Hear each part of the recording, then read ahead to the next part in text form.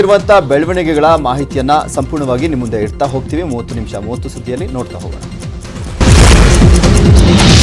ಬೆಂಗಳೂರಿನಲ್ಲಿ ಈಗ corona tsunami ಸೃಷ್ಟಿಸಿದೆ. ಭೀತಿಯ ವಿಷಯ ಅಂದ್ರೆ ಸಿಲಿಕಾನ್ ಸಿಟಿಯಲ್ಲಿ ಮುಂಬೈನ ಧಾರಾವಿ ಸೃಷ್ಟಿ ಆಗ್ತಾ ಇದೆಯಾ ಅನ್ನೋ ಭಯ ಶುರುವಾಗಿದೆ. ನಗರಕ್ಕೆ ಕಂಟಕ ಆಗ್ತಿರುವಂತಹ ಶಾಂತಲ ವಾರ್ಡ್ನಲ್ಲಿ ಅತಿ ಹೆಚ್ಚು ಸೋಂಕು ಪತ್ತೆ ಆಗ್ತಾ ಇದೆ. ಶಾಂತಿನಗರ ಕ್ಷೇತ್ರದಲ್ಲಿರುವಂತಹ ಶಾಂತಲ ವಾರ್ಡ್ನಲ್ಲಿ ಕಳೆದ 5 ದಿನಗಳಲ್ಲಿ ಬರೋಬ್ಬರಿ 439 ಮಂದಿ ಸೋಂಕಿತರು ಪತ್ತೆಯಾಗಿದ್ದಾರೆ. ಹೀಗಾಗಿ ಶಾಂತಲ ವಾರ್ಡ್ ಸೂಪರ್ ಸ್ಪ್ರೆಡರ್ ಆಗಿದೆ. ಇಲ್ಲಿ ದಿನೇ ದಿನೇ 100ಕ್ಕೂ ಅಧಿಕ ಕೇಸ್ಗಳು ಪತ್ತೆ ಆಗ್ತಾ ಇದಾವೆ. ಇಲ್ಲಿ ಕೊರೋನಾಗೆ ಬ್ರೇಕ್ ಹಾಕದಿದ್ರೆ ಮತ್ತೊಂದು ಮುಂಬೈನ ಧಾರಾವಿ ಸೃಷ್ಟಿ ಆಗೋದು ಖಚಿತ. ಆರೋಗ್ಯ ಇಲಾಖೆಯನ್ನ ಈ ವಾರ್ಡ್ ಭಯಕ್ಕೆ ದೂಡಿದೆ. ಬೆಳಗಾವಿಯ ಬಿಮ್ಸ್ ಆಸ್ಪತ್ರೆಯ ನಿರ್ಲಕ್ಷ್ಯಕ್ಕೆ ಮತ್ತೊಂದು ಜೀವ ಬಲಿಯಾಗಿದೆ. ಸಕ್ಕರೆ ಕಾಯಿಲೆಯಿಂದ ಬಳಲ್ತಾ ಇದ್ದ ಕೊರೋನಾ ಸೋಂಕಿತೆ ಆಸ್ಪತ್ರೆಯಲ್ಲಿ ನರಳಿ ಪ್ರಾಣ ಬಿಟ್ಟಿದ್ದಾರೆ. ಯುವತಿಯ ಕೊನೆಯ ಘಳಿಗೆಯ ದೃಶ್ಯ ಮೊಬೈಲ್ನಲ್ಲಿ ಸೆರೆಯಾಗಿದೆ. ನನಗೆ ಶುಗರ್ ಐತ್ರಿ ಅಂತ ನರಳಾಡ್ತಾ ಜೀವ ಬಿಟ್ಟಿದ್ದಾರೆ. ಕಾಗವಾಡ ತಾಲೂಕಿನ ಗ್ರಾಮವೊಂದರ 30 ವರ್ಷದ ಯುವತಿ ಮಧುಮೇಹದಿಂದ ಬಳಲ್ತಾ ಇದ್ರು. ಖಾಸಗಿ ಆಸ್ಪತ್ರೆಗಳಿಗೆ ಅಲೆದಾಡಿದ್ರು, ಯಾರೂ ದಾಖಲೆ ಮಾಡಿಕೊಳ್ಳಿಲ್ವಂತೆ. ಕೊನೆಗೆ ಬಿಮ್ಸ್ಗೆ ದಾಖಲಾಗಿ ಕೊರೋನಾ ಟೆಸ್ಟ್ ಮಾಡಿಸಿದಾಗ ಸೋಂಕು ದೃಢಪಟ್ಟಿತ್ತು. ಬಳಿಕ ಕೋವಿಡ್ ವಾರ್ಡ್ಗೆ ಯುವತಿಯನ್ನ ಶಿಫ್ಟ್ ಮಾಡಲಾಗಿತ್ತು. ಯುವತಿ ಮಧುಮೇಹದಿಂದ ಬಳಲ್ತಾ ಇದ್ದು ಚಿಕಿತ್ಸೆ ನೀಡದ ಆರೋಪ ಕೇಳಿಬಂದಿದೆ. ಸಿಎಂ ಮನೆ ಆಯ್ತು, ಈಗ ರಾಜಭವನಕ್ಕೂ ರೋಗಿಗಳು ಬರ್ತಾ ಇದ್ದಾರೆ. ದಯಮಾಡಿ ಸಹಾಯ ಮಾಡಿ ಸ್ವಾಮಿ, ಆಸ್ಪತ್ರೆಗೆ ದಾಖಲಾಗಲಿಕ್ಕೆ ಯಾರು ಕೂಡ ಸೇರಿಸ್ಕೊಳ್ತಾ ಇಲ್ಲ. ಸೊ ಹಾಗಾಗಿ ಸೇರಿಸಿ ಅಂತ ರೋಗಿಯ ಕುಟುಂಬ ರಾಜಭವನದ ಮುಂದೆ ಬಂದಿತ್ತು. ಬೆಳಗ್ಗೆಯಿಂದ ಆಸ್ಪತ್ರೆಯಿಂದ ಆಸ್ಪತ್ರೆಗೆ ಅಲೆದಾಡಿದ್ರೂ ಕೂಡ 80 ವರ್ಷದ ವೃದ್ಧ ರೋಗಿಗೆ ಯಾವುದೇ ಆಸ್ಪತ್ರೆ ಅಡ್ಮಿಷನ್ ಅನ್ನ ಮಾಡಿಕೊಂಡಿರಲಿಲ್ಲ. ಕೊರೋನಾ ರಿಪೋರ್ಟ್ ತರದಿದ್ರೆ ದಾಖಲು ಮಾಡಿಕೊಳ್ಳಲ್ಲ ಅಂತ ವಾಪಸ್ ಕಳಿಸಿದೆ. ಹೀಗಾಗಿ ರೋಗಿಯ ಕುಟುಂಬಸ್ಥರು ಆಂಬ್ಯುಲೆನ್ಸ್ ನಲ್ಲಿ ಆಕ್ಸಿಜನ್ ಅನ್ನ ಹೊಂದಿಸಿಕೊಂಡು ಅಲೆದಾಡಿದ್ದಾರೆ. ಕೊನೆಗೆ ದಿಕ್ಕು ತೋಚದೆ ರಾಜಭವನದ ಬಳಿ ಬಂದು ಆಸ್ಪತ್ರೆಗೆ ದಾಖಲು ಮಾಡಿಕೊಳ್ಳಿಕ್ಕೆ ಅಂಗಲಾಚಿದ್ರು. ರಾಜಭವನದ ಸಿಬ್ಬಂದಿ ಅಲ್ಲಿಂದಲೇ ಆಸ್ಪತ್ರೆಗೆ ಕಳಿಸಿದ್ದಾರೆ. ಆಂಬ್ಯುಲೆನ್ಸ್ ಸಿಗದೆ ರೋಗಿಯೊಬ್ಬರು ರಸ್ತೆಯಲ್ಲೇ ನರಳಾಡಿದ್ದಾರೆ. ವಿಜಯಪುರ ಜಿಲ್ಲೆಯ ಅಲಮೇಲ ಪಟ್ಟಣದಲ್ಲಿ ತೀವ್ರ ಜ್ವರದಿಂದ ಬಳಲ್ತಾ ಇದ್ದ 50 ವರ್ಷದ ರೋಗಿ ರಸ್ತೆಯಲ್ಲೇ ಪರದಾಡಿದ್ರೆ ರೋಗಿ ಪತ್ನಿಯ ಸಹಾಯಕರಾಗಿದ್ರು.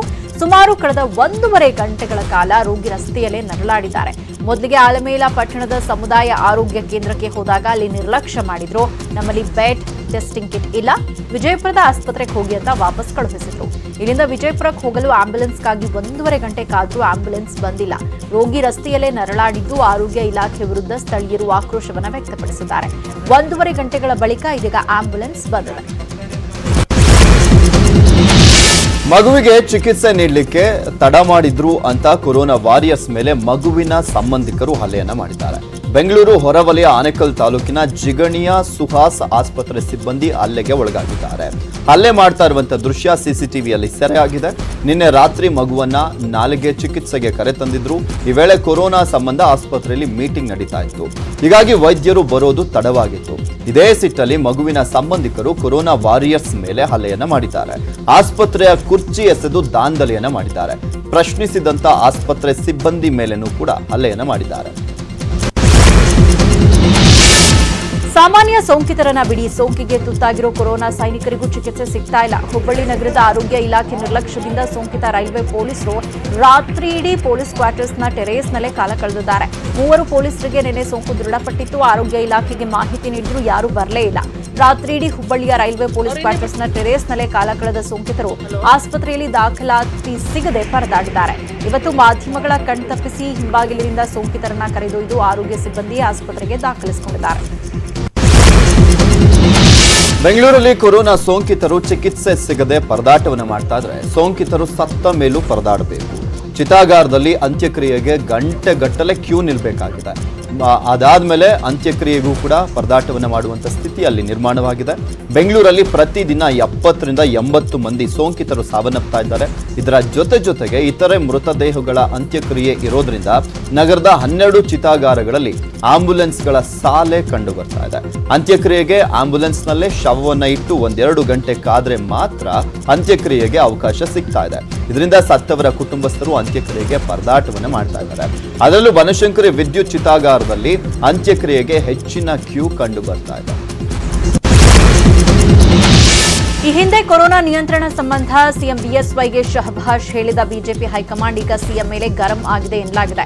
ಕೊರೋನಾ ನಿಯಂತ್ರಿಸಲು ರಾಜ್ಯ ಸರ್ಕಾರ ವಿಫಲ ಆಗಿರುವುದಕ್ಕೆ ಸಿಎಂ ಸಚಿವರ ನಿರ್ಲಕ್ಷ್ಯ, ಅಸಹಕಾರವೇ ಕಾರಣ ಅಂತ ಹೈಕಮಾಂಡ್ ನಾಯಕರು ಭಾರೀ ಅಸಮಾಧಾನವನ್ನ ಹೊಂದಿದ್ದಾರೆ ಅಂತ ತಿಳಿದು ಬಂದಿದೆ.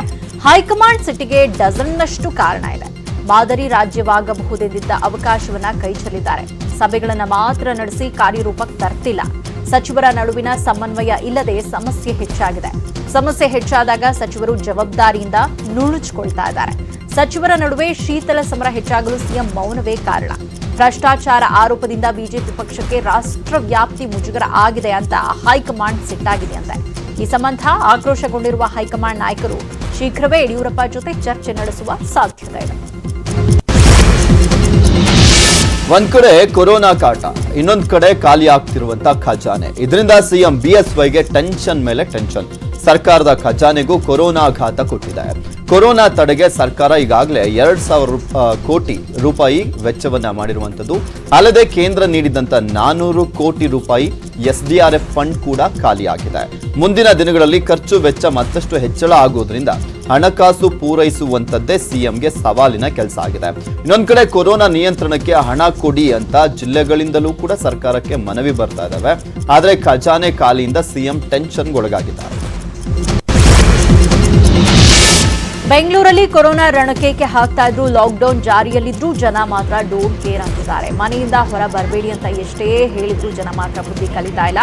ಸಂಡೇ ಲಾಕ್ಡೌನ್ ಅಲ್ಲೂ ಜನರ ಓಡಾಟ ನಿರ್ಲಕ್ಷ್ಯಕ್ಕೆ ಬ್ರೇಕ್ ಬಿದ್ದಿಲ್ಲ. ಮೀನು, ಮಾಂಸ, ತರಕಾರಿ ಅಂತ ಮಾರುಕಟ್ಟೆಯಲ್ಲಿ ಖರೀದಿಗೆ ಜನ ಬಂದಿದ್ದಾರೆ. KR ನಗರ ಮಾರ್ಕೆಟ್, ಶಿವಾಜಿನಗರದ ಫಿಶ್ ಮಾರ್ಕೆಟ್ನಲ್ಲಿ ಗುಂಪುಗೂಡಿ ಮಾಸ್ಕ್ ಧರಿಸದೆ, ಸಾಮಾಜಿಕ ಅಂತರ ಪಾಲಿಸದೆ ಜನ ಸೇರಿದ್ರು. ಬ್ಯಾಟರಾಯನಪುರದ ಪಾಪಣ್ಣ ಮಟನ್ ಸ್ಟಾಲ್ನಲ್ಲಿ ಜನಜಂಗುಳಿಯೇ ಇತ್ತು. ಈದ್ಗಾ ಮೈದಾನದಲ್ಲಿ ಬಕ್ರೀದ್ ಕುರಿಗಳ ವ್ಯಾಪಾರ ಜೋರಾಗಿತ್ತು. ಹಲವು ರಸ್ತೆಗಳಲ್ಲಿ ಮಧ್ಯಾಹ್ನ 12 ಗಂಟೆ ತನಕ ವಾಹನಗಳ ದಟ್ಟಣೆ ಇತ್ತು. ಜನ ಸುಖ ಸುಮ್ಮನೆ ಓಡಾಡುವುದು ಕಂಡುಬಂದಿದೆ. ಜುಲೈ 15ರಿಂದಲೇ ರಾಯಚೂರು ಹಾಗೂ ಸಿಂಧನೂರು ನಗರಗಳನ್ನ ಲಾಕ್ಡೌನ್ ಮಾಡಲಾಗಿದೆ. ಆದರೆ ಜನ ಮಾತ್ರ ಡೋಂಟ್ ಕೇರ್ ಅಂತಿದ್ದಾರೆ. ಬೆಳ್ಳಂಬೆಳಿಗ್ಗೆನೆ ಜನ ರಸ್ತೆಗೆ ಇಳಿದಿದ್ದು ತರಕಾರಿ ವ್ಯಾಪಾರ ಜೋರಾಗಿತ್ತು. ಕೊನೆಗೆ ಸ್ಥಳಕ್ಕೆ ಆಗಮಿಸಿದಂತ ಪೊಲೀಸರು ಅಂಗಡಿ ಓಪನ್ ಮಾಡಿದವರಿಗೆ ಲಾಠಿ ರುಚಿ ತೋರಿಸಿದ್ದಾರೆ. ತರಕಾರಿ ಮಾರಾಟಗಾರರಿಗೆ ಎಚ್ಚರಿಕೆಯನ್ನು ನೀಡಿ ತೆರವುಗೊಳಿಸಿದ್ರು. ನಿಯಮ ಉಲ್ಲಂಘಿಸಿದ್ರೆ ಕೇಸನ್ನ ದಾಖಲಿಸಿಕೊಳ್ಳುವುದಾಗಿ ಎಚ್ಚರಿಸಿದ್ದಾರೆ. ಇನ್ನು ಲಾಕ್ಡೌನ್ ನಿಯಮ ಉಲ್ಲಂಘಿಸಿ ಹೊರಬಂದವರ ಬೈಕ್ಗಳನ್ನ ಸೀಸ್ ಮಾಡಿ ಬಿಸಿ ಮುಟ್ಟಿಸಿದ್ರು. ಒಂದಷ್ಟು ಆಟೋಗಳನ್ನ ವಶಕ್ಕೆ ಪಡೆದಿದ್ದಾರೆ. ಬಾಗಲಕೋಟೆಯಲ್ಲೂ ಲಾಕ್ಡೌನ್ಗೆ ಜನ ಕ್ಯಾರೆ ಅಂದಿಲ್ಲ. ಬೈಕ್, ಕಾರ್ನಲ್ಲಿ ಜನ ಸುತ್ತಾಟ, ನಿಯಮ ಪಾಲಿಸಿಲ್ಲ. ಸಾಮಾಜಿಕ ಅಂತರವೂ ಇಲ್ಲ, ಮಾಸ್ಕ್ ಸಹ ಹಾಕಿಲ್ಲ.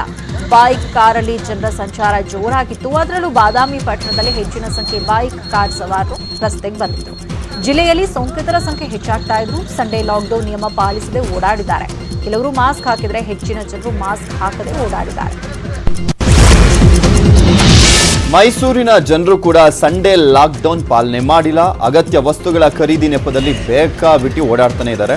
ನಗರದ ಎಲ್ಲೆಂದರಲ್ಲಿ ಜನದಟ್ಟಣೆ ಹೆಚ್ಚಿತ್ತು. ವಾಹನ ದಟ್ಟಣೆ ಕೂಡ ಜೋರಾಗಿತ್ತು. ಸಂಡೇ ಲಾಕ್ಡೌನ್ ಮರೆತು ಜನರು ಆರಾಮಾಗಿ ಓಡಾಡಿದ್ದಾರೆ. ರಸ್ತೆಯಲ್ಲಿ ವಾಹನಗಳು ಎಗ್ಗಿಲ್ಲದೆ ಓಡಾಡ್ತಾನೆ ಇದ್ದಾವೆ. ಎಂದಿನಂತೆ ಆರಾಮದ ಮುಂದೆ ಅಲ್ಲಿ ಹೆಚ್ಚಿನ ಕ್ಯೂ ಕೂಡ ಕಂಡು ಬಂತು. ಮೈಸೂರು ಜನ ಕೊರೋನಾಗೆ ಬೆಚ್ಚಿ ಬಿದ್ದಿರುವಂತಹ ಹೊತ್ತಲ್ಲೇ PPE ಕಿಟ್ ಭಯ ಕೂಡ ಶುರುವಾಗಿದೆ. ರಾಮಬಾಯಿ ನಗರದ ಮುಖ್ಯ ರಸ್ತೆಯಲ್ಲಿ PPE ಕಿಟ್ ಪತ್ತೆಯಾಗಿದೆ. ಇದನ್ನು ನೋಡಿದಂತ ಜನ ಆತಂಕಗೊಂಡಿದ್ರು. ನಾಯಿಗಳು ಎಲ್ಲೆಂದರಲ್ಲಿ ಎಳೆದಾಡೋದ್ರಿಂದ ಮತ್ತಷ್ಟು ಭಯ ಶುರುವಾಗಿದೆ. ಹುಬ್ಬಳ್ಳಿಯ ಜನರು ಲಾಕ್ಡೌನ್ ನಿಯಮ ಉಲ್ಲಂಘಿಸಿ ಮಟನ್ ಖರೀದಿಗೆ ಮುಗಿಬಿದ್ದಿದ್ರು. ಸಾಮಾಜಿಕ ಅಂತರ ಮರೆತು ಕಲಾಲ್ ಮಟನ್ ಮಾರ್ಕೆಟ್ನಲ್ಲಿ ಜನಜಾತ್ರೆ ಸೇರಿತು. ಭಾನುವಾರದ ಲಾಕ್ಡೌನ್ ಆದೇಶ ಗಾಳಿಗೆ ತೂರಿ ವ್ಯಾಪಾರ ನಡೆದಿದೆ. ನಗರದಲ್ಲಿ ಕರ್ಫ್ಯೂ ಜಾರಿಯಲ್ಲಿದ್ದು ಜನ ಮಾತ್ರ ಡೋಂಟ್ ಕೇರ್ ಅಂದಿದ್ದಾರೆ. ಮಟನ್ ಖರೀದಿಗೆ ಮಾಂಸಪ್ರಿಯರ ದಾವಂತ ಜೋರಾಗಿತ್ತು. ಜಿಲ್ಲಾಡಳಿತದ ಆದೇಶ ಪಾಲಿಸದೆ ಮಟನ್ ವ್ಯಾಪಾರಸ್ಥರು ಭರ್ಜರಿಯಾಗಿ ವ್ಯಾಪಾರ ಮಾಡಿದ್ದಾರೆ. ಚಿಕ್ಕಬಳ್ಳಾಪುರದ ಜನ ಕೂಡ ಸಂಡೇ ಲಾಕ್ಡೌನ್ಗೆ ಡೋಂಟ್ ಕೇರ್ ಅಂದಿದ್ದಾರೆ. ನಗರದ ಸಂತೆ ಮಾರುಕಟ್ಟೆಯಲ್ಲಿ ಜನ ಜಾತ್ರೆ ಸೇರಿತ್ತು. ಚಿಕನ್ ಮಟನ್ ಅಂಗಡಿಗಳ ಮುಂದೆ ಜನ ಜಂಗುಳಿಯೇ ಕಂಡುಬಂತು. ಸಾಮಾಜಿಕ ಅಂತರ ಮರೆತು ಚಿಕನ್ ಮಟನ್ ಕೊಳ್ಳುವಲ್ಲಿ ಜನ ಬ್ಯುಸಿಯಾಗಿದ್ರು. ಭಾನುವಾರ ಬಾಡೂಟ ಸವಿಲಿಕ್ಕೆ ಮಾಂಸದಂಗಡಿಗಳ ಮುಂದೆ ಸಾಲುಗಟ್ಟಿ ನಿಂತಿದ್ರು. ಆಷಾಢ ಮಾಸದ ಕೊನೆಯ ದಿನವಾದಂಥ ಇಂದು ಮಾಂಸ ಮಾರಾಟಕ್ಕೆ ಭಾರಿ ಡಿಮ್ಯಾಂಡ್ ಇತ್ತು. ಸಾಮಾಜಿಕ ಅಂತರವನ್ನು ಕಾಪಾಡಿಕೊಳ್ಳಿ ಅಂತ ಎಷ್ಟೇ ಮನವಿಯನ್ನ ಮಾಡಿಕೊಂಡ್ರು ಕೂಡ ಜನ ಕ್ಯಾರೆ ಮಾಡದೆ ಮಾಂಸ ಖರೀದಿಯನ್ನ ಮಾಡಿದ್ದಾರೆ. ಎಲ್ಲ ಅಂಗಡಿಗಳನ್ನು ಕ್ಲೋಸ್ ಮಾಡಿದ್ದಾರೆ ಎಕ್ಸೆಪ್ಟ್ ಫಾರ್ ತರಕಾರಿ ಮತ್ತು ಮಾಂಸದ ಅಂಗಡಿಗಳೆಲ್ಲನೂ ಅದು ಓಪನ್ ಇದ್ದಾವೆ. ಅಲ್ಲಿ ಸ್ವಲ್ಪ ಸೋಷಿಯಲ್ ಡಿಸ್ಟೆನ್ಸಿಂಗ್ನ ಎನ್ಶೂರ್ ಮಾಡ್ತಾ ಇದ್ದೀವಿ. ನಮ್ಮ ಆಫೀಸರ್ಸ್ ಕೂಡ ರೌಂಡ್ಸ್ನಲ್ಲಿ ಇದ್ದಾರೆ, ಎಲ್ಲ ಕಡೆನೂ ಸೋಷಿಯಲ್ ಡಿಸ್ಟೆನ್ಸಿಂಗ್ ಮಾರ್ಕ್ ಮಾಡಿಸಿದ್ದಾರೆ. ಎಲ್ಲ ಎಸೆನ್ಷಿಯಲ್ ಐಟಮ್ಸ್ ಆಗುತ್ತೆ, ಅದನ್ನೆಲ್ಲ ನಾವು ಕ್ಲೋಸ್ ಮಾಡಿಸ್ಲಿಕ್ಕೆ ಬರೋದಿಲ್ಲ. ಬಟ್ ಆದಷ್ಟು ಸೋಷಿಯಲ್ ಡಿಸ್ಟೆನ್ಸಿಂಗ್ ಮೇಂಟೈನ್ ಮಾಡಿಕೊಂಡೇ ನೀವು ವ್ಯಾಪಾರ ಮಾಡಬೇಕು ಅಂತಂದು ಅಂಗಡಿಯವ್ರಿಗೂ ಕ್ಲಿಯರ್ ಕಟ್ಟಾಗಿ ನಾವು ಇನ್ಸ್ಟ್ರಕ್ಟ್ ಮಾಡ್ತೀವಿ. ರಾಜ್ಯದ ಬಹುತೇಕ ಕಡೆ ಜನರು ಲಾಕ್ಡೌನ್ ಉಲ್ಲಂಘನೆ ಮಾಡಿದರೆ ಶಿವಮೊಗ್ಗದ ಜನ ಮಾತ್ರ ಚಾಚೂ ತಪ್ಪದೆ ಲಾಕ್ಡೌನ್ ನಿಯಮ ಪಾಲಿಸುತ್ತಿದ್ದಾರೆ. ಲಾಕ್ಡೌನ್ಗೆ ಶಿವಮೊಗ್ಗದಲ್ಲಿ ಉತ್ತಮ ಸ್ಪಂದನೆ ಸಿಕ್ಕಿದೆ. ಜಿಲ್ಲೆಯಲ್ಲಿ ಬಸ್, ಟ್ಯಾಕ್ಸಿ, ಆಟೋ ಸೇವೆಗಳ ಸಂಚಾರ ಸ್ಥಗಿತ ಆಗಿದೆ. ಅಂಗಡಿ, ಮುಂಗಟ್ಟು ಮತ್ತು ಹೋಟೆಲ್ಗಳು ಬಂದ್ ಆಗಿವೆ. ರಸ್ತೆಯಲ್ಲಿ ಬ್ಯಾರಿಕೇಡ್ ಹಾಕಲಾಗಿತ್ತು. ಜನಸಂಚಾರವಿಲ್ಲದೆ ರಸ್ತೆಗಳು ಖಾಲಿಯಾಗಿತ್ತು. ಅಗತ್ಯ ಸೇವೆ ಹೊರತುಪಡಿಸಿ ಉಳಿದ ಸೇವೆಗಳು ಬಂದ್ ಆಗಿದೆ. ಅನಗತ್ಯ ವಾಹನ ಸಂಚಾರಕ್ಕೆ ತಡೆ ಹಾಕಲಾಗಿದೆ. ಜನ ಕೂಡ ಲಾಕ್ಡೌನ್ಗೆ ಸಾಥ್ ನೀಡಿದ್ದಾರೆ. ರಾಜ್ಯದಲ್ಲಿ ಕೊರೋನಾ ಮಹಾಸ್ಫೋಟ ಆಗ್ತಾನೆ ಇದೆ. ಕೊರೋನಾ ಸೋಂಕಿನಲ್ಲಿ ರಾಜ್ಯಕ್ಕೆ ಕಂಟಕವಾಗಿರುವಂತದ್ದು 10 ಜಿಲ್ಲೆಗಳು. ಈ 10 ಜಿಲ್ಲೆಗಳಲ್ಲಿ ಕೊರೋನಾ ಮಿತಿ ಮೀರಿದ್ದು ಪ್ರತಿದಿನ ಸೋಂಕಿತರ ಲೆಕ್ಕ 100ರ ಗಡಿಯನ್ನ ದಾಟ್ತಾ ಇದೆ. ಬೆಂಗಳೂರನ್ನ ಬಿಟ್ರೆ ದಕ್ಷಿಣ ಕನ್ನಡ 2ನೇ ಸ್ಥಾನದಲ್ಲಿದೆ. ದಕ್ಷಿಣ ಕನ್ನಡದಲ್ಲಿ ಕಳೆದ 5 ದಿನದಲ್ಲಿ 950 ಮಂದಿ ಸೋಂಕು ಪತ್ತೆ ಆಗಿರುವಂತದ್ದು. ಇನ್ನು ಧಾರವಾಡದಲ್ಲಿ 758, ವಿಜಯಪುರದಲ್ಲಿ 570, ಬಳ್ಳಾರಿಯಲ್ಲಿ 567, ಮೈಸೂರಲ್ಲಿ 548, ಉಡುಪಿಯಲ್ಲಿ 427, ಉತ್ತರ ಕನ್ನಡದಲ್ಲಿ 411, ಬೆಳಗಾವಿಯಲ್ಲಿ 369, ಚಿಕ್ಕಬಳ್ಳಾಪುರದಲ್ಲಿ 260 ಹಾಗೂ ಶಿವಮೊಗ್ಗದಲ್ಲಿ ಕಳೆದ 5 ದಿನದಲ್ಲಿ 243 ಹೊಸ ಕೇಸ್ಗಳು ಪತ್ತೆಯಾಗಿರುವಂತದ್ದು. ಈ 10 ಜಿಲ್ಲೆಗಳಲ್ಲೇ ಕೊರೋನಾ ಸಾವು ನೋವು ಕೂಡ ಹೆಚ್ಚಾಗ್ತಾ ಇದೆ. ಮಂಗಳೂರು ಬಂದರಿಗೂ ಕೊರೋನಾ ಎಂಟ್ರಿ ಕೊಟ್ಟಿದ್ದರಿಂದ ಸಮುದ್ರ ಮಾರ್ಗದ ವ್ಯವಹಾರಕ್ಕೆ ಕಂಟಕ ಎದುರಾಗಿದೆ. ನವಮಂಗಳೂರು ಬಂದರಿನ 13ಕ್ಕೂ ಅಧಿಕ ಸಿಬ್ಬಂದಿ ಸೋಂಕಿಗೆ ತುತ್ತಾಗಿದ್ದಾರೆ. ಬಂದರಿನ ರೆಸ್ಟಾಕರ್, ಕ್ರೇನ್ ಮತ್ತು ಅಗ್ನಿಶಾಮಕ ವಿಭಾಗದ ಸಿಬ್ಬಂದಿಗೆ ಸೋಂಕು ತಗುಲಿದೆ. ಪ್ರಾಥಮಿಕ ಸಂಪರ್ಕದಲ್ಲಿದ್ದವರನ್ನ ಕ್ವಾರಂಟೈನ್ ಮಾಡಲಾಗಿದೆ. ಇದರಿಂದ ಮಂಗಳೂರು ಬಂದರಿನ ಕಾರ್ಯನಿರ್ವಹಣೆಯಲ್ಲಿ ವ್ಯತ್ಯಯ ಆಗಿದೆ. ಕಂಟೈನರ್ಗಳನ್ನ ಹಡಗಿನಿಂದ ಟ್ರಕ್ಗಳಿಗೆ ಲೋಡ್ ಮಾಡಲು ಸಿಬ್ಬಂದಿ ಕೊರತೆ ಎದುರಾಗಿದೆ. ಹೀಗಾಗಿ ಮಂಗಳೂರು ಬಂದರಿನ ಆಮದು ರಫ್ತು ಕಾರ್ಯಕ್ಕೆ ಅಡ್ಡಿಯಾಗಿದೆ. ಆಗಸ್ಟ್ ಕೊನೆಯವರೆಗೂ ಬಂದರು ನಿರ್ವಹಣೆ ಸವಾಲು ಅಂತ ಅಧಿಕಾರಿಗಳು ತಿಳಿಸಿದ್ದಾರೆ. ಚಾಮರಾಜನಗರದ ಎಸ್ಪಿ ದಿವ್ಯಾ ಸಾರಾ ಥಾಮಸ್ ಒಂದೇ ಒಂದು ಎಸ್ಎಂಎಸ್ಗೆ ಸ್ಪಂದಿಸಿ ಮಾನವೀಯತೆಯನ್ನ ಮೆರೆದಿದ್ದಾರೆ. ಸಂತೆಮರಹಳ್ಳಿಯ ಕೊರೋನಾ ಸೋಂಕಿತರೊಬ್ಬರು ಆಸ್ಪತ್ರೆ ಸೇರಿದ್ರಿಂದ ಅವರ ದನಕರುಗಳು ಮೇವು ನೀರು ಸಿಗದೆ ಬಳಲ್ತಾ ಇದ್ವು. ಜಾನುವಾರುಗಳ ಮಾಲೀಕ ಆಸ್ಪತ್ರೆ ಸೇರಿದ್ದು ಸೀಲ್ ಡೌನ್ ಆಗಿದ್ದಂತ ಮನೆಯವರು ಮನೆ ಬಿಟ್ಟು ಹೊರಗೆ ಬರುವಂತಿರಲಿಲ್ಲ. ಈ ಬಗ್ಗೆ ಸ್ಥಳೀಯ ನಿವಾಸಿಯೊಬ್ಬರು ಎಸ್ಪಿಗೆ ಎಸ್ಎಂಎಸ್ ಅನ್ನ ಮಾಡಿದ್ರು. ಈ ಸಂದೇಶಕ್ಕೆ ಸ್ಪಂದಿಸಿರುವಂತ ಎಸ್ಪಿ ಮಧ್ಯರಾತ್ರಿನೇ ಹಸುಗಳಿಗೆ ಮೇವು ನೀರನ್ನ ಪೂರೈಸಿದ್ದಾರೆ. ಸಂತೆಮರಹಳ್ಳಿ ಪೊಲೀಸರ ಮೂಲಕ ಹಸುಗಳ ಹಸಿವನ್ನ ನೀಗಿಸಿದ್ದಾರೆ. ಸದ್ಯ ದನಕರುಗಳು ಪೊಲೀಸರ ಉಸ್ತುವಾರಿಯಲ್ಲಿದೆ. ವೃದ್ಧರಿದ್ದಾರೆ, ಅವ್ರ ಅಳಿಯನ್ಗೆ ಅದು ಕೊರೋನಾ ಪಾಸಿಟಿವ್ ಆಗಿ ಗೊತ್ತಾದ ತಕ್ಷಣ ಜಿಲ್ಲಾಧಿಕಾರಿಗಳು ಬಂದು ಅವ್ರನ್ನ ಕೋವಿಡ್ ಸೆಂಟರ್ಗೆ ಕರ್ಕೊಂಡೋದ್ರು. ಇಲ್ಲಿ ಏನಾಗಿದೆ, ಅವರ ಅತ್ತೆ ಮತ್ತೆ ಮಾವ ಇಬ್ರು ಕೂಡ ಮನೆಯಲ್ಲಿ ಅವ್ರನ್ನ ಸೀಲ್ ಡೌನ್ ಮಾಡಿ ನೀವೆಲ್ಲೂ ಹೊರಗಡೆ ಹೋಗಕೂಡದು, 3 ದಿನ ಟೆಸ್ಟ್ ರಿಪೋರ್ಟ್ ಬರೋ ತನಕ ಅಂತೇಳಿ. ಪಾಪ ಅದಕ್ಕೆ 2 ಜಾನುವಾರುಗಳಿವೆ, 2 ಹಸುಗಳಿವೆ. ಅವರು ತುಂಬಾ ಬಡವರು. ಏನಾಗಿದೆ, ಅವ್ರಿಗೆ ಹುಲ್ಲು ಹಾಕೋದಕ್ಕೆ ಅದಕ್ಕೂ ಸಮಸ್ಯೆ ಆಗಿದೆ. ಹೊರಗಡೆ ಬರಂಗಿಲ್ಲ ಅಂತ ಹೇಳ್ಬಿಟ್ಟಿದ್ದಾರೆ, ನೀರು ಕುಡಿಸ್ಬೇಕು. ಅವರು ಭಯಭೀತರಾಗಿ ನಮ್ಗೆ ಯಾವುದೋ ಮುಖಾಂತರ ನಮ್ಗೆ ವಿಚಾರ ಗೊತ್ತಾಯ್ತು, ಹಿಂಗಿದೆ ಮೇಡಮ್ ಅಂತ. ಜಸ್ಟ್ ಅವ್ರು 12 ಗಂಟೆಲಿ ಒಂದು ರಿಪ್ಲೈ ಮಾಡ್ತಾರೆ, ಅದನ್ನ ವ್ಯವಸ್ಥೆ ಮಾಡ್ಕೊಡ್ತೀನಿ ಅಂತ ಅಂದ್ಬಿಟ್ಟು ಸಂತೆಮರಳ್ಳಿ PSI ಆದ್ರ ವೆಂಕಟೇಶ್ ಅವ್ರಿಗೆ ಫೋನ್ ಮಾಡ್ತಾರೆ. ಅವರು ನಿಮ್ಮ ಹಸುಗಾಗ್ಲಿ ಕರುಗಾಗ್ಲಿ ಯಾವ್ದು ಸಮಸ್ಯೆ ಬರ್ದಿರ್ತಾರ, ಸಂಪೂರ್ಣ ಜವಾಬ್ದಾರಿಗಳನ್ನ ನಾ ಹೇಳ್ತೀವಿ ಅಂತ ಹೇಳಿ ಪಾಪ ಮನೆಯವ್ರಿಗೆ ಸಾಂತ್ವನ ಹೇಳಿ ಸ್ವಲ್ಪ ಧೈರ್ಯ ಹೇಳಿ ಹಸುಗಳನ್ನ. ಕೊರೋನಾ ನಡುವೆ ಇದೊಂದು ನಿಟ್ಟುಸಿರು ಬಿಡುವ ಸುದ್ದಿ. ಸೊಳ್ಳೆಗಳಿಂದ ಸೋಂಕು ಹರಡುವ ಸಾಧ್ಯತೆ ಇಲ್ಲ ಅಂತ ಹೊಸ ಸಂಶೋಧನೆ ಹೇಳಿದೆ. ಸೊಳ್ಳೆಯಿಂದ ಕೋವಿಡ್ ಸೋಂಕು ಹರಡುತ್ತೆ ಎಂಬ ಅನುಮಾನ ವ್ಯಕ್ತವಾದ ಬೆನ್ನಲ್ಲೇ ಸಂಶೋಧನೆ ನಡೆಸಿರುವ ಅಮೆರಿಕದ ಕಾನ್ಸಾಸ್ ಸ್ಟೇಟ್ ಯೂನಿವರ್ಸಿಟಿಯ ಸಂಶೋಧಕರು ಸೊಳ್ಳೆಯಿಂದ ಸೋಂಕು ಹರಡುವುದನ್ನು ತಳ್ಳಿಹಾಕಿದ್ದಾರೆ. ಈ ಸಂಶೋಧನೆಗೆ ಚೀನಾದಲ್ಲಿ ಸಾಮಾನ್ಯವಾಗಿ ಸಿಗುವ ವೈರಾಣುವನ್ನ ಹರಡಬಲ್ಲ ಸೊಳ್ಳೆಗಳ ತಳಿಯನ್ನ ಆಯ್ಕೆ ಮಾಡಿಕೊಳ್ಳಲಾಗಿತ್ತು. ಈ ಹಿಂದೆ ವಿಶ್ವ ಆರೋಗ್ಯ ಸಂಸ್ಥೆ ಕೂಡ ಸೊಳ್ಳೆಗಳಿಂದ ವೈರಾಣು ಹರಡುವುದಿಲ್ಲ ಅಂತ ಹೇಳಿತ್ತು. ಅದರ ಬೆನ್ನಲ್ಲೇ ಅಮೆರಿಕದ ಸಂಶೋಧನೆ ಕೂಡ ಹರಡಲ್ಲ ಅಂತ ಹೇಳಿದೆ. ಕೊರೋನಾ ಕಾಲದಲ್ಲಿ ಸಂಬಳ ಸಿಗದೆ ಜೀವನ ನಿರ್ವಹಣೆಗೆ ಒದ್ದಾಡ್ತಾ ಇರೋ ಬಿಎಂಟಿಸಿ ಸಿಬ್ಬಂದಿ ಬಿಡುವಿನ ವೇಳೆ ತರಕಾರಿ, ನೀರುಳ್ಳಿ ಮಾರಾಟ ಮಾಡ್ತಾ ಇದ್ದಾರೆ. ಜೀವನ ನಿರ್ವಹಣೆಗೆ ಡಬಲ್ ಡ್ಯೂಟಿ ಮಾಡ್ತಾ ಇದ್ದಾರೆ. ತಿಂಗಳು ಮುಗಿತಾ ಬಂದರೂ ಬಿಎಂಟಿಸಿ ನೌಕರರ ಸಿಬ್ಬಂದಿಗೆ ಸಂಬಳ ಕೊಟ್ಟಿಲ್ಲ. ಸಂಬಳವಿಲ್ಲದೆ ಬಿಎಂಟಿಸಿ ಸಿಬ್ಬಂದಿ ಜೀವನ ನಿರ್ವಹಣೆಗೆ ಒದ್ದಾಡ್ತಾ ಇದ್ದಾರೆ. ತುತ್ತಿನ ಚೀಲ ತುಂಬಿಸಿಕೊಳ್ಳಲು ನೌಕರರು ಪರದಾಡ್ತಿದ್ದಾರೆ. ಬೇರೆ ದಾರಿ ಕಾಣದೆ ಬಿಡುವಿನ ವೇಳೆಯಲ್ಲಿ ಹೊಟ್ಟೆ ತುಂಬಿಸಿಕೊಳ್ಳಲು ತರಕಾರಿ, ಈರುಳ್ಳಿ ಮಾರಿ ಜೀವನ ನಡೆಸ್ತಾ ಇದ್ದಾರೆ. ಕೈಯಲ್ಲಿ ಹಣ ಇಲ್ಲ, ಮನೆಯಲ್ಲಿ ರೇಷನ್ ಖಾಲಿ ಆಗಿದೆ. ಹೀಗಾಗಿ ಹೊಟ್ಟೆ ತುಂಬಿಸಿಕೊಳ್ಳಲು ಬೀದಿಗಳಲ್ಲಿ ಈರುಳ್ಳಿ ಮಾಡಿ ಜೀವನ ನಿರ್ವಹಣೆ ಮಾಡ್ತಿದ್ದೇವೆ. ಆದರೂ ಬಿಎಂಟಿಸಿ ಆಡಳಿತ ಮಂಡಳಿ ನೆರವು ನೀಡ್ತಾ ಇಲ್ಲ ಅಂತ ತಮ್ಮ ನೋವನ್ನ ತೋಡ್ಕೊಂಡಿದ್ದಾರೆ. ಬೆಂಗಳೂರು ಲಾಕ್ಡೌನ್ ಹೊತ್ತಲ್ಲಿ ದುಷ್ಕರ್ಮಿಗಳ ಹಾವಳಿ ಕೂಡ ಹೆಚ್ಚಾಗ್ತಾ ಇದೆ. ದುಷ್ಕರ್ಮಿಗಳು ಫುಡ್ ಡೆಲಿವರಿ ಬಾಯ್ನ ಅಡ್ಡಗಟ್ಟಿ ಚೂರಿ ಇರಿದು ಸುಲಿಗೆಗೆ ಯತ್ನಿಸಿರುವಂತಹ ಘಟನೆ ಹೊಂಗಸಂದ್ರದ ಬಳಿ ನಡೆದಿದೆ. ಜುಲೈ 13ರಂದು ರಾತ್ರಿ ನಡೆದಿರುವಂತಹ ಈ ಒಂದು ಘಟನೆ ತಡವಾಗಿ ಬೆಳಕಿಗೆ ಬಂದಿದೆ. ಆದಿತ್ಯ ಎಂಬ ಯುವಕನನ್ನ ಅಡ್ಡಗಟ್ಟಿದಂತ ಇಬ್ಬರು ದುಷ್ಕರ್ಮಿಗಳು ಚೂರಿಯಿಂದ ಹೊಟ್ಟೆಗೆ ಇರಿದಿದ್ದಾರೆ. ಯುವಕ ರಕ್ಷಣೆಗಾಗಿ ಕೂಗಿದಾಗ ದುಷ್ಕರ್ಮಿಗಳು ಎಸ್ಕೇಪ್ ಆಗಿದ್ದಾರೆ. ಹೀಗಾಗಿ ಬೆಂಗಳೂರಿನಲ್ಲಿ ಸಂಜೆ ನಂತರ ಕೆಲಸ ಮಾಡಲಿಕ್ಕೆ ಫುಡ್ ಡೆಲಿವರಿ ಬಾಯ್ಸ್ ಭಯ ಪಡ್ತಾ ಇದ್ದಾರೆ. ಸಂಜೆ 7 ಗಂಟೆ ಬಳಿಕ ಫುಡ್ ಡೆಲಿವರಿ ಮಾಡದಂತೆ ಯುವಕರು ಚರ್ಚಿಸುತ್ತಿರುವಂತಹ ವಿಡಿಯೋ ಕೂಡ ವೈರಲ್ ಆಗಿದೆ. 2 ಕಿಲೋಮೀಟರ್ ಬಂದ್ರು ಅದೇ ಪ್ರಾಬ್ಲಮ್ ಅಂತ ಹೇಳಿ ಏನಿಲ್ಲ, ಒಂದ್ 3 ದಿವಸ 4 ದಿವಸ ಮಾಡಿ ಗ್ರೂಪ್ ಅಲ್ಲಿ ನಾನು ವರ್ಕೌಟ್ ಆಗ್ತಿಲ್ಲ ಅಂತ ಪ್ರಮೋಟ್ ಮಾಡ್ತೀನಿ. 7 ಗಂಟೆ 7 ಡಬ್ಬ ಫಸ್ಟ್ ವಾಕಿಂಗ್ ಅಂತ ಅಲ್ಲ, ಫಸ್ಟ್ ನಮ್ ಕಡೆ ಅಷ್ಟೇ ಮಾಡಬೇಕು ಮಾಡೋದ್ ಬೇಡ. ಅದೇ ರಿಕ್ವೆಸ್ಟ್ 7-7:30 ಮೇಲೆ ಇವತ್ತು ಖಾಸಗಿ ಶಾಲೆಗಳಿಗೆ ಆನ್ಲೈನ್ ಪಾಠವಾದರೆ ಸರ್ಕಾರಿ ಶಾಲೆಗಳಿಗೆ ಡಿಡಿ ಚಂದನದಲ್ಲಿ ಪಾಠ. ಈ ವರ್ಷ ಶಾಲೆ ಆರಂಭವಾಗುವುದು ಅನುಮಾನ. ಹೀಗಾಗಿ ನಾಳೆಯಿಂದ 8ರಿಂದ 10ನೇ ತರಗತಿ ಮಕ್ಕಳಿಗೆ ಡಿಡಿ ಚಂದನದಲ್ಲಿ ಪಾಠ ಪ್ರಾರಂಭವಾಗಿದೆ. ಜುಲೈ 20ರಿಂದ ಜುಲೈ 31ರವರೆಗೆ 10 ದಿನಗಳ ಕಾಲ ದಿನವೊಂದಕ್ಕೆ 4 ಗಂಟೆಯಲ್ಲಿ 8 ವಿಷಯಗಳಿಗೆ ಪಾಠ ಮಾಡಲಾಗಿದೆ. ಪ್ರತಿ ಅರ್ಧ ಗಂಟೆಗೆ 1 ವಿಷಯ ಬೋಧನೆ ಮಾಡಲಾಗಿದೆ. ಸರ್ಕಾರಿ ಹಾಗೂ ಅನುದಾನಿತ ಶಾಲೆಗಳ ಶಿಕ್ಷಕರು ಪಾಠ ಮಾಡಲಿದ್ದಾರೆ. 20 ಮಕ್ಕಳ ಅನುಸಾರವಾಗಿ ಒಬ್ಬ ಶಿಕ್ಷಕರನ್ನ ನೇಮಿಸಲು ಶಿಕ್ಷಣ ಇಲಾಖೆ ತಯಾರಿಯನ್ನ ಮಾಡಿಕೊಂಡಿದೆ. ಅಲ್ಲದೆ ಕೊರೋನಾ ಸ್ಥಿತಿ ಹೀಗೆ ಮುಂದುವರೆದರೆ ಈ ವರ್ಷ ಶಾಲೆ ಓಪನ್ ಆಗುವುದು ಅನುಮಾನ ಅಂತ ಶಿಕ್ಷಣ ಇಲಾಖೆ ಹಿರಿಯ ಅಧಿಕಾರಿಗಳು ಮಾಹಿತಿಯನ್ನ ನೀಡಿದ್ದಾರೆ. ಬೆಂಗಳೂರಿನ ಕೊರೋನಾ ಸೋಂಕು ದೂರ ರಾಜಸ್ಥಾನದ ಬಂಡಾಯ ಶಾಸಕರಿಗೂ ಭಯವನ್ನ ಹುಟ್ಟಿಸಿದೆ. ರಾಜಸ್ಥಾನದ ಕಾಂಗ್ರೆಸ್ ಸರ್ಕಾರದ ವಿರುದ್ಧ ಬಂಡೆದ್ದಿರುವಂತಹ ಸಚಿನ್ ಪೈಲಟ್ ಬಣದ 19 ಮಂದಿ ಶಾಸಕರು ಬೆಂಗಳೂರಿಗೆ ಶಿಫ್ಟ್ ಆಗ್ತಾರೆ. ಕಳೆದ ರಾತ್ರಿನೇ ಬೆಂಗಳೂರು ತಲುಪ್ತಾರೆ ಅಂತ ಹೇಳಲಾಗ್ತಾ ಇತ್ತು. ಬೆಂಗಳೂರಿಗೆ ಬರಲಿಕ್ಕೆ ರೆಡಿ ಕೂಡ ಆಗಿದ್ರಂತೆ. ಆದರೆ ಈವರೆಗೆ ಬಂಡಾಯ ಶಾಸಕರು ಬೆಂಗಳೂರಿಗೆ ಬಂದಿಲ್ಲ. ಇದಕ್ಕೆ ಕಾರಣ ಏನು ಅಂತ ನೋಡೋದಾದ್ರೆ ಕೊರೋನಾದ ಭಯ ಅವರಿಗೆ ಕಾಡ್ತಾ ಇದೆ. ಬೆಂಗಳೂರಲ್ಲಿ ಕೊರೋನಾ ರಣಕೇಕೆ ಹಾಕ್ತಿರೋದ್ರಿಂದ ಕೆಲ ಶಾಸಕರು ಬೆಂಗಳೂರಿಗೆ ಬರಲಿಕ್ಕೆ ಒಪ್ತಿಲ್ವಂತೆ. ಸೋಂಕಿನ ಭಯದಲ್ಲಿ ಬೆಂಗಳೂರಿಗೆ ಬರಲಿಕ್ಕೆ ಹಿಂದೇಟನ್ನ ಹಾಕಿದ್ದಾರೆ ಅಂತ ತಿಳಿದು ಬಂದಿದೆ. ಕರ್ನಾಟಕ ಮಾದರಿಯಲ್ಲಿ ಈಗ ರಾಜಸ್ಥಾನದಲ್ಲೂ ರಾಜಕಾರಣಿಗಳ ಫೋನ್ ಕದ್ದಾಲಿಕೆ ಸದ್ದು ಮಾಡ್ತಾ ಇದೆ. ಫೋನ್ ಟ್ಯಾಪಿಂಗ್ ಆರೋಪದ ಕೇಂದ್ರ ಗೃಹ ಇಲಾಖೆ ಬಗ್ಗೆ ರಾಜಸ್ಥಾನ ಸರ್ಕಾರದಿಂದ ವರದಿ ಕೇಳಿದೆ. ಬಂಡಾಯ ಶಾಸಕರ ಮೂಲಕ ಬಿಜೆಪಿ ಸರ್ಕಾರ ಸೆಳೆಯಲು ಪ್ರಯತ್ನ ಮಾಡ್ತಾ ಇದೆ ಅಂತ ಕಾಂಗ್ರೆಸ್ನವರು 3 ಆಡಿಯೋಗಳನ್ನು ಬಿಡುಗಡೆ ಮಾಡಿದ್ರು. ಇದರ ಬೆನ್ನಲ್ಲೇ ಫೋನ್ ಕದ್ದಾಲಿಕೆ ಆರೋಪ ಮಾಡಿರೋ ಬಿಜೆಪಿ ಸಿಬಿಐ ತನಿಖೆಗೆ ಆಗ್ರಹ ಮಾಡಿದೆ. ಬಿಜೆಪಿ ಆಗ್ರಹದ ಬೆನ್ನಲ್ಲೇ ಕೇಂದ್ರ ಸರ್ಕಾರ ರಾಜಸ್ಥಾನದ ಮುಖ್ಯ ಕಾರ್ಯದರ್ಶಿಯಿಂದ ವರದಿ ಕೇಳಿದೆ. ಇದರಿಂದ ಅಶೋಕ್ ಗೆಹ್ಲೋಟ್ ಸರ್ಕಾರ ಮತ್ತಷ್ಟು ಇಕ್ಕಟ್ಟಿಗೆ ಸಿಲುಕಿದೆ. ಕನಕಪುರದಲ್ಲಿ ಕೊರೋನಾಗೆ ಬಲಿಯಾದ ವ್ಯಕ್ತಿಯ ಶವ ಸಂಸ್ಕಾರದಲ್ಲಿ ಸಂಸದ ಡಿಕೆ ಸುರೇಶ್ ಭಾಗವಹಿಸಿದ್ದಾರೆ.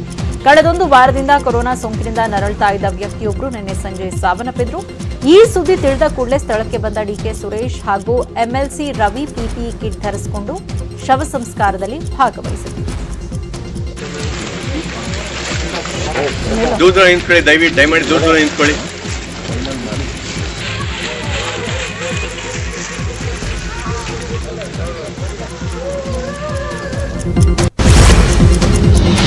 ಉತ್ತರ ಪ್ರದೇಶದ ಆಗ್ರಾ ಲಕ್ನೋ ಹೆದ್ದಾರಿಯಲ್ಲಿ ಮುಂಜಾನೆ ಬಸ್ ಮತ್ತು ಕಾರಿನ ನಡುವೆ ಭೀಕರ ರಸ್ತೆ ಅಪಘಾತ ನಡೆದಿದೆ. 5 ಸಾವನ್ನಪ್ಪಿದ್ದು 25 ಮಂದಿ ಪ್ರಯಾಣಿಕರು ಗಾಯಗೊಂಡು ಆಸ್ಪತ್ರೆ ಸೇರಿದ್ದಾರೆ.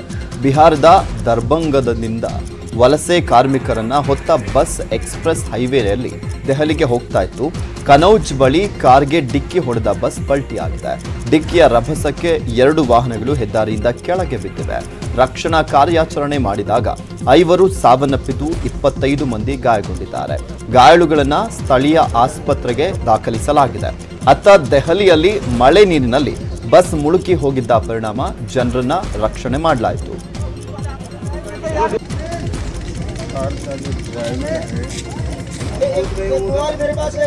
तो ये सब एक जगह इकट्ठे करके थाने दाखिल करा देना.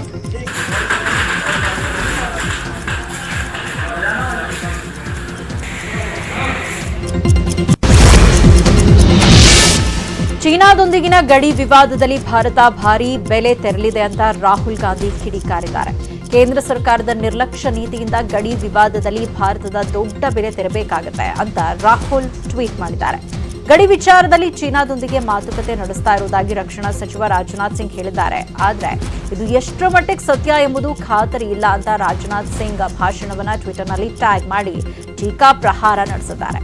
ಕೇಂದ್ರ ಸರ್ಕಾರದ ಈ ನಿರ್ಲಕ್ಷ್ಯದಿಂದ ಚೀನಾಗೆ ಮತ್ತಷ್ಟು ಧೈರ್ಯ ಬರುತ್ತೆ, ಭಾರತ ದೊಡ್ಡ ಬೆಲೆ ತೆರಬೇಕಾದ ಪರಿಸ್ಥಿತಿ ಎದುರಾಗುತ್ತೆ ಅಂತ ಭವಿಷ್ಯ ನುಡಿದಿದ್ದಾರೆ. ಅಯೋಧ್ಯೆಯ ರಾಮ ಮಂದಿರ ನಿರ್ಮಾಣಕ್ಕೆ ಶೀಘ್ರವೇ ಶಿಲಾನ್ಯಾಸ ನೆರವೇರಲಿದೆ. ಆಗಸ್ಟ್ 5ರಂದು ರಾಮ ಮಂದಿರಕ್ಕೆ ಅಡಿಗಲನ್ನ ಹಾಕುವಂಥದ್ದು ಖಚಿತ ಆಗಿದೆ. ಪ್ರಧಾನಮಂತ್ರಿ ನರೇಂದ್ರ ಮೋದಿ ಅವರು ಪ್ರಧಾನಿ ಮೋದಿ ಅವರೇ ಅಯೋಧ್ಯೆಯಲ್ಲಿ ರಾಮ ಮಂದಿರಕ್ಕೆ ಶಿಲಾನ್ಯಾಸವನ್ನ ನೆರವೇರಿಸಲಿದ್ದಾರೆ.